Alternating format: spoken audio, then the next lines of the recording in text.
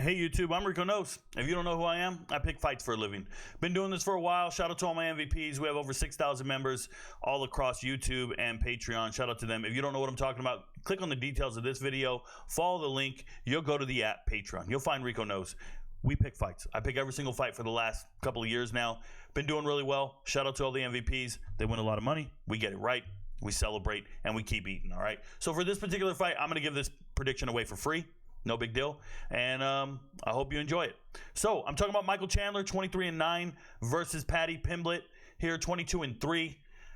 You see it. Paddy's a minus 155 favorite. Michael Chandler a plus 130 underdog. Not surprised by these odds. Yes, if you aren't aware, MVPs have always asked me, Rico, who's your favorite fighter?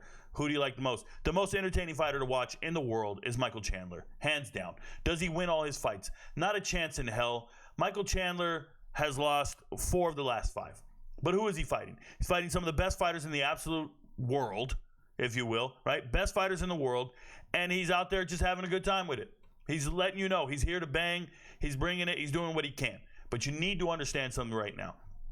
This is a 5-round fight. Michael Chandler cannot fight. He can't fight for 5 rounds. He didn't do it against Charles Oliveira. Yes, they made it to the bell, but he wasn't worth a damn towards the end. At some point, lactic acid starts building up. He can't implement his game plan. All he is at that point is just loading up huge shots, hoping to make it happen. And when those huge shots come over the top, Paddy Pimblett changes levels, gets a takedown, and we're done talking here. Now, everyone's going to tell you Michael Chandler is a former Division I wrestler. I do not care that he's a Division I wrestler. He was a Division I wrestler 20 years ago. I'm serious, 20 years ago, something like that. When you look at Michael Chandler, he is an aging superstar, and I love him. He's my favorite. That does not mean he's going to win every fight. What makes him my favorite is he's a man's man. He's going to show up to bang, swing, and do his damn thing, right? He's going to do everything you ever envisioned a UFC fighter to do, except win the fight. The last time he won a fight by decision was 7 years ago. I'm serious. 7 years ago, down here, he won it in 2018. December 14, 2018 is the last time he won a fight by decision. Other than that, he's either losing the fight or he's winning by knockout. Figure it the fuck out. That's what Michael Chandler's going to do. He's going to go out there and let it all hang in the first round. And you're going to be proud, depending on who you are. Let's say you're a gambler. Let's say you bet on Michael Chandler. You're going to be screaming, get him, get him, get him. And we hope it happens. If that's what you took. If you went precision, surgical with that scalpel and you were like, yo, Rico, I'm sharp. I'm here for the knockout. Congrats. More power to you. I'm going to tell you where I'm at. I'm on this dude right here. I'm on Paddy Pimblett for a couple of reasons. First and foremost, Paddy Pimblett is huge. He's much bigger than Michael Chandler. He's very hard to deal with. This man has been finished once in his life. Okay? He's 30 years old. He's no longer a kid. He's no longer some prospect moving up and just trying to get. And for those of you out there watching this video, you don't remember what it's like when you turn 30? I was a grown-ass man at that point. Grown-ass man. Put 3 plates on the bench press, we're going. When you turn 30, you now feel like you can defend your home. You can confront somebody in the store. You don't want to see a manager. You're just going to handle it yourself. You're 30 now. You're not 20. You're not a child. You got real forearm strength. You know what I'm talking about. You shake somebody's hand, you just look at them. I'm 30, bro. Straight up. And Paddy Pimblett's 30. And he's got twins. He's got kids. He's not losing in front of his kids. Never been knocked out in his life. And I already told you, the only path to victory for Michael Chandler is a knockout. Michael Chandler's not winning by decision on scorecards over 5 rounds. Not happening. How's he going to win these 5 rounds? Paddy Pimblett gets a takedown, it's a wrap. And even if he doesn't get a takedown, he can get a scramble of some sort, get a sweep, and be on top. Paddy Pimblett's jiu-jitsu game is so much better than Michael Chandler's. It's not even close. And a lot of guys go, well, Charles Oliveira didn't get a submission against Michael Chandler. Are you kidding me? Charles Oliveira didn't want one. I think he was just chilling in a dominant body position. He was back there chilling. Body slam me again, bro. Remember, Michael Chandler, he's on your back, rear mount. What does Michael Chandler do? Like a dumbass, stands up and walks to the center of the octagon and then jumps to his back for the crowd.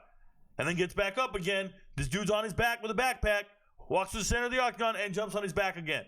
Are you an idiot? It just sinks it in deeper. We got an over-under. We're here. We're not going anywhere. We got a body triangle. You're just wasting all your energy. You got that hit points bar. This is Street Fighter.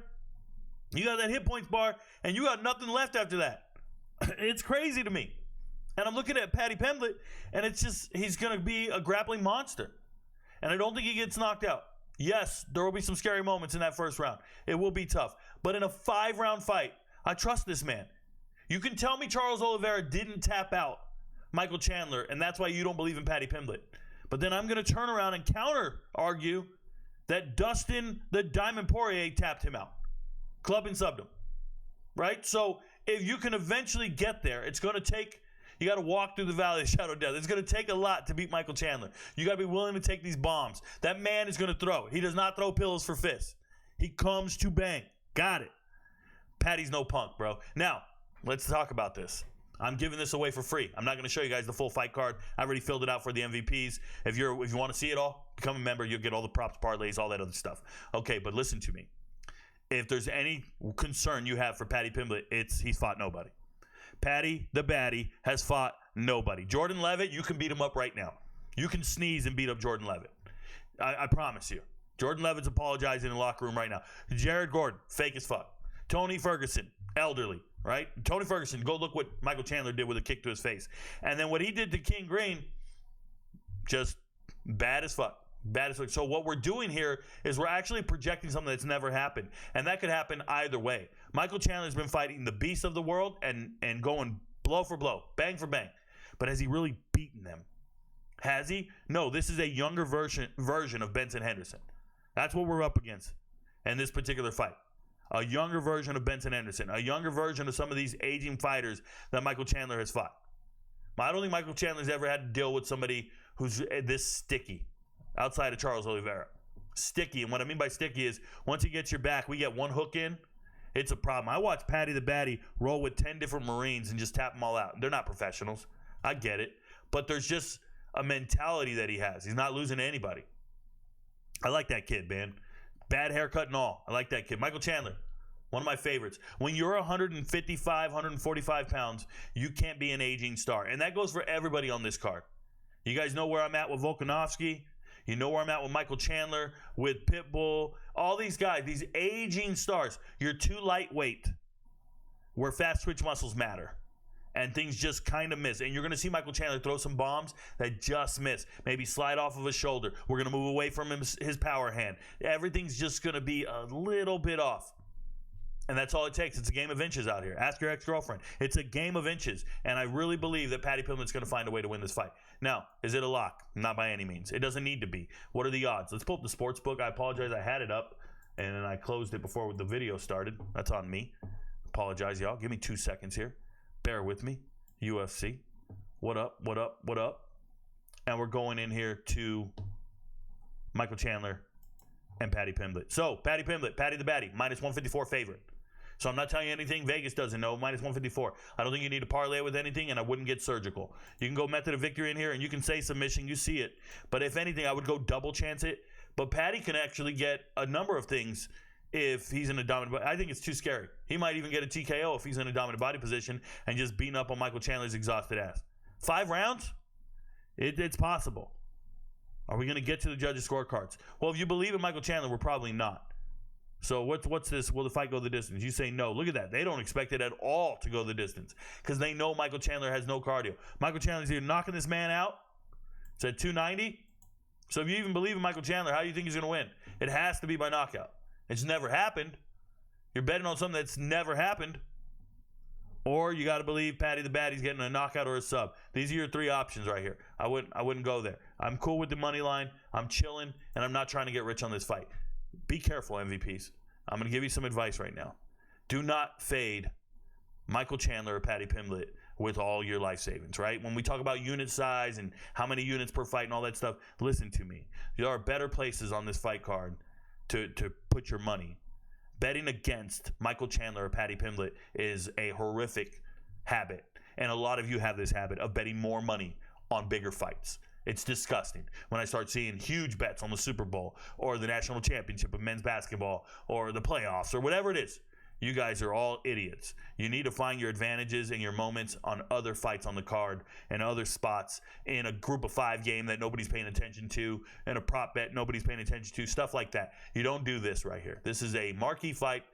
All the marbles on the table. These guys are going out there to bang, and they're both very competent fighters. I wouldn't be betting against either one of these guys. I got to pick every fight. You don't have to bet every fight. Your friends don't know, but Rico knows. Come join the family. See what's up. Your friends. Peace.